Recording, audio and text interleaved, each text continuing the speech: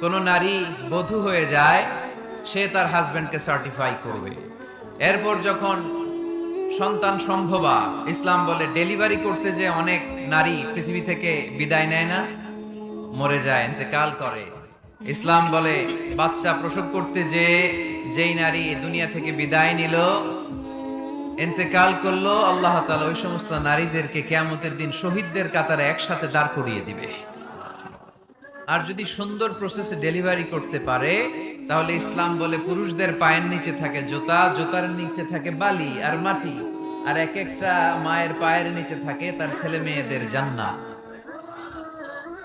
এজন্য মা মা মা তারপরে বাবা, আমরা যেন বেশি বেশি মা বাবার খেদমত করতে পারি। আল্লাহ তুমি তৌফিক দান করো।